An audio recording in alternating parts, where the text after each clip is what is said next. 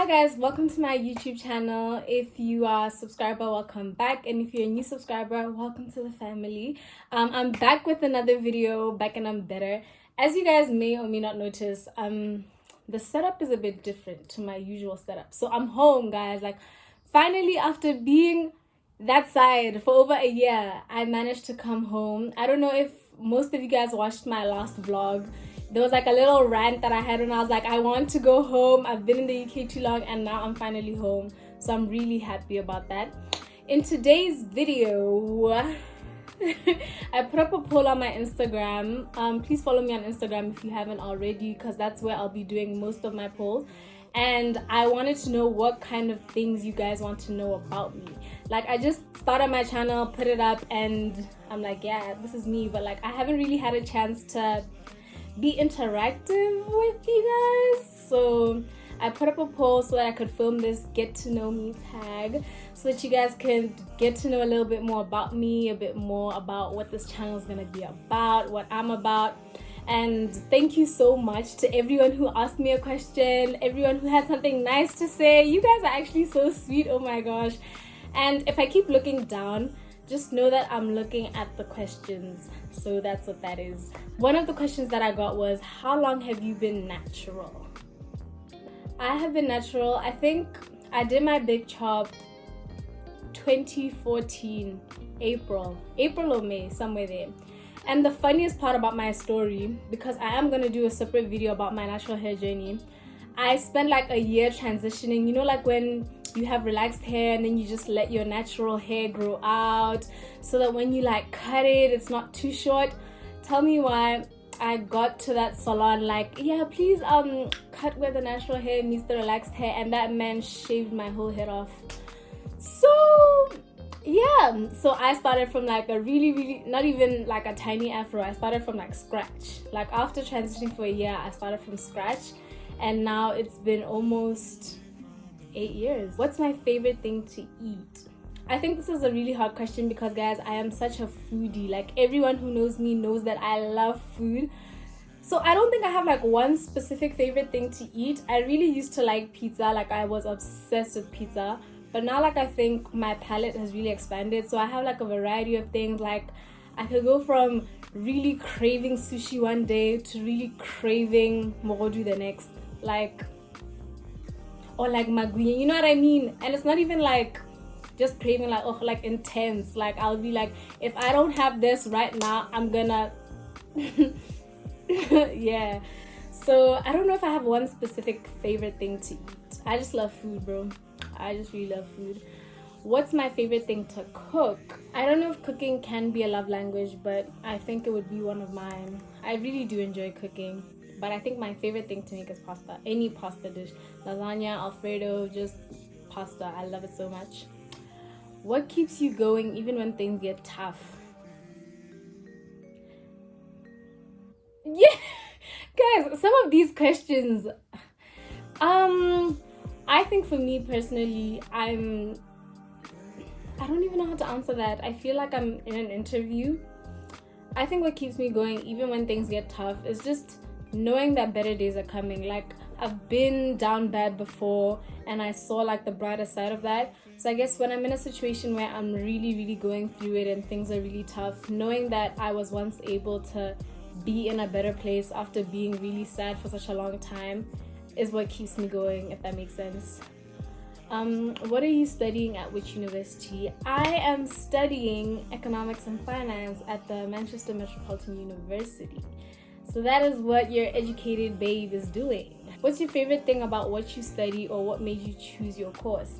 I think like my interests have always been like a little bit all over the place. Like, I was once in love with sciences. I wanted to be an engineer. I was once in love with like the mind. I wanted to be a psychologist. And then I just really fell in love with like business. Yeah, my interests have been all over the place for a really long time. And then when it came to like actually choosing what I wanted to study, I panicked.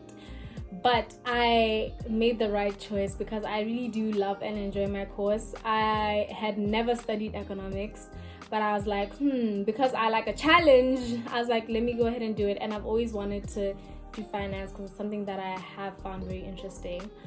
So yeah, basically I'm a little bit crazy, so There's that.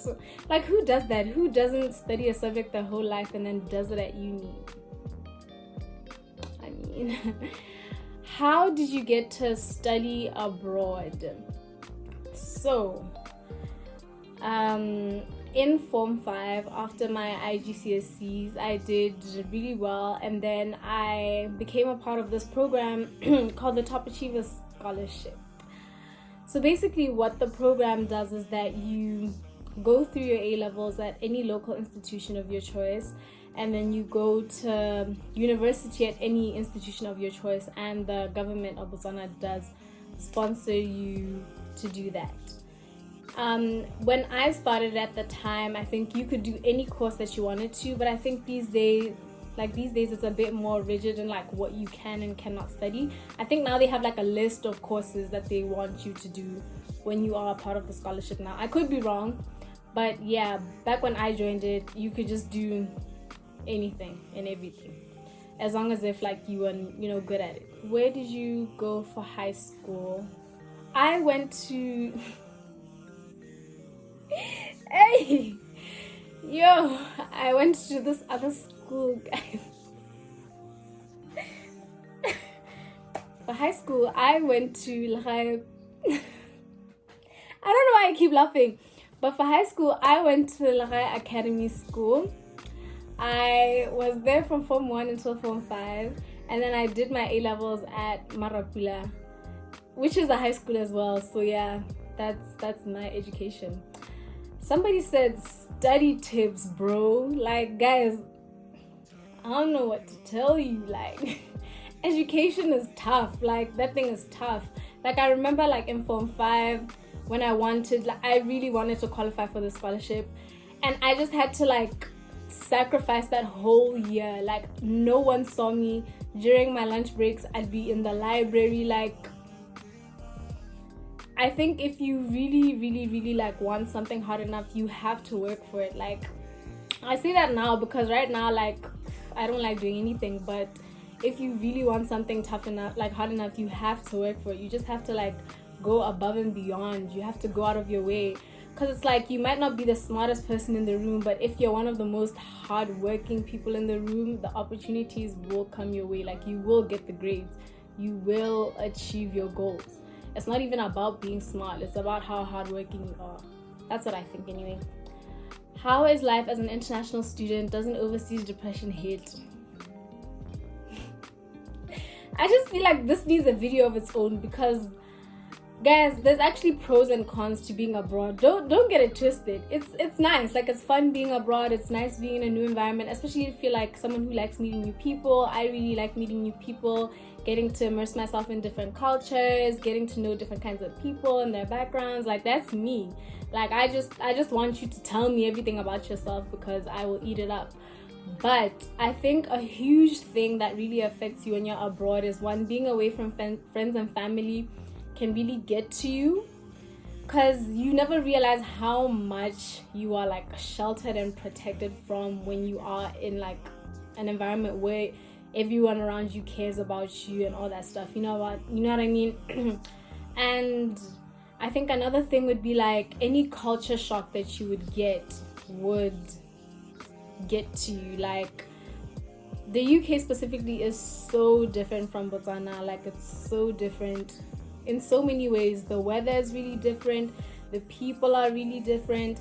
I know like generally in the UK people are a bit more friendlier, like when it's summer or when the sun is out, but when you have like these long periods of gloomy days, everyone's just a bit sad. So overseas depression does hit, but I think like having like a good network of friends or people around you can really help.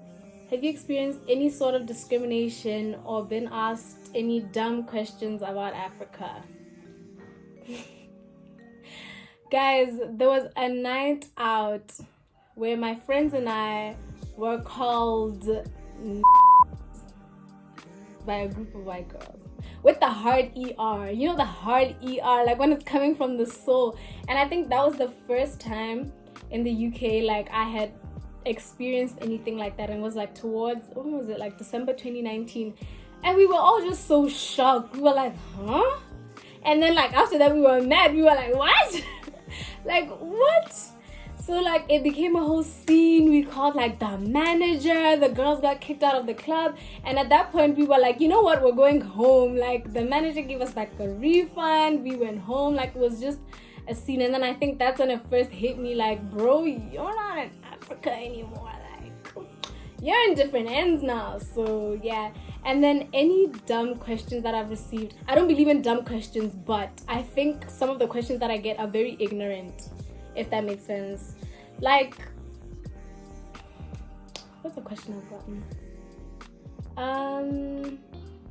I think someone once asked me, like, if you're from Africa, like Africa, like if you're straight from the boat, that's like the reference. Why is your English so good? And you just sit back and you ask yourself, like, what is this person asking me? Like, why is my English so good? Maybe it's because we are forced to take your exams and forced to learn the language. Like, I don't know how some people want us to answer these questions without punching them in the face. You know what I mean? But then, like, because I'm a really patient person, I would just be like, well, we study English and we learn English from a really young age in Botswana. All of us have, like, speak good English. Like, we speak well. I think we speak better than British people. I think we know English better than British people. And I'm going to stand beside that because those people do not know English. Like, how do you not know your own language? So, yeah, I think we speak or we know English better than British people. And it's one of those things that's like, that's just that on that. Is it easy or difficult to understand the British accent? To be fair, I can understand all my friends, and I know if they're watching this, they're going to be so happy because I talk about how terrible that accent is a lot. I think it depends on from where you are, because in the beginning I thought all British people sounded the same, and then as time went on I realized that when you're from different parts of England you do sound different. Like certain people from certain areas have like deeper accents than others. So I think it just depends. A lot of like the people that I'm around most of the time, my friends, my lecturers, yeah, I can understand them all. So that's all I need to hear. That's all I need to hear. What are the best and worst parts about schooling abroad? I think the best part is the freedom, guys. There is nothing, I think, especially because I moved out when I was 19. Like, I went abroad when I was 19. And there's nothing I would recommend more than moving out. Like, I know it's not that simple for a lot of people, but like, it's just also, you become very self-aware. Like, there's things that I would have never known about myself if I hadn't left my parents' house. And I'm grateful for that. I think I'll always be grateful for that. So you become like really, really, really self-aware and you grow as a person. You know, there's a lot of things that we're not taught in school that you actually have to learn in the real world. You have to learn how to like pay your bills, things like that, like taxes. I don't do taxes because I'm a student, but like, you know, like there's a lot of little things that you will be exposed to once you move out or move abroad. So I think that's the best part. The things that you get to learn about yourself, the freedom that you get, and it teaches you to be like really responsible, because it's like no one is watching you. Like, if you want to mess up your life, you go and do that on your own, and no one is going to be there to control you. So it's really like, whoa, like the shock of it all, like, whoa, like I could really just destroy my whole life right now, but I just choose not to. Like, I think knowing that you have that power is a nice feeling. Knowing that you can go out as you please, because my parents are like, I grew up my parents being really strict and like rigid. All my friends knew that, like, for me going out at night was like almost a lie. So I think that's one thing that I like, the freedom as well. And the worst parts would be like being homesick. Nothing hits you like homesickness. Like, because your guys being homesick does not bang. Like, I think towards like the end of last year, I even felt it in myself, like I just need to come home. Like, I just need to be overwhelmed with so many familiar faces. Yeah, that feeling is just, I think that's the worst. I think that's the worst feeling about being abroad. Are you single? No, I'm not single. But no, I'm not single. What motivates you? What are your interests on a personal level? Where would you like to see yourself? You guys really went in on the deep questions, hey? Okay, I think what motivates me, just knowing that, you know what it is? I think for me personally is just knowing that God wouldn't put a dream in your heart and not give you the tools or capabilities or opportunities to achieve it. I think that's one thing that really motivates me, because it's like anything that you do dream about, because we all have different dreams for reasons, because we all have different capabilities. So it's like anything that you do dream about, you are in line with achieving it. And I think just knowing that is really comforting, and it motivates me to keep working, because I know all my work isn't in vain. My interests on a personal level, I think my interests are very scattered, as you guys can tell.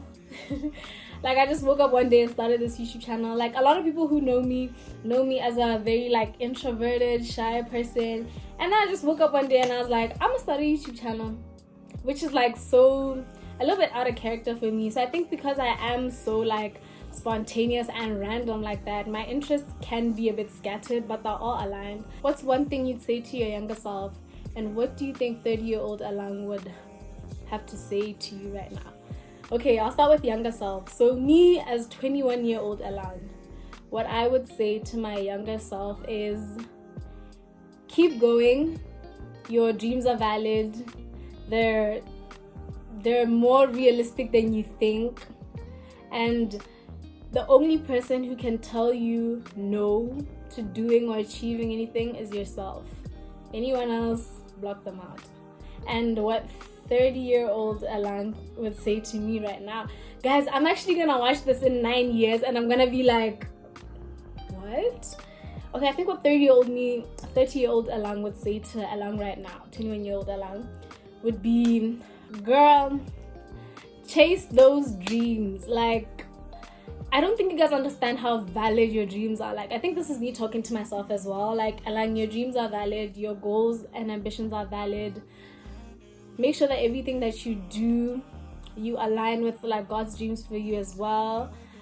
Prayer is so important. Never lose touch of your faith. Your faith can take you to places that you can't even imagine. Don't lose yourself trying to please other people.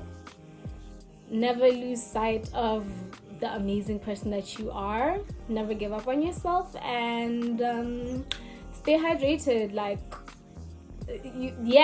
your skin. 30-year-old Alang needs to have popping skin, so stay hydrated. And I think that's what 30-year-old me would say to me right now. That literally covers most of the questions that I got. That's about it. I'm sorry if this video is really long. I think this is my first like sit down video. Thank you so much if you made it this far for watching. Like, thank you so much for coming on this journey with me. Thank you so much for getting me to 600 subscribers, guys. I actually we're on the road to 1K. Road to 1K. Road to what? Thank you so much, guys. This is something that I've been wanting to do for so long, and now that I'm doing it, I'm actually proud that, like, whoa, you started the YouTube channel. So thank you so much for coming on this journey with me, guys. Thank you so much for watching the video, and if you did enjoy the video, please make sure to like, leave a comment, and subscribe to my channel, guys. I love you so much, and I will be more consistent. But this is like something that I am enjoying, so I will be more consistent, and I'll see you guys in the next one.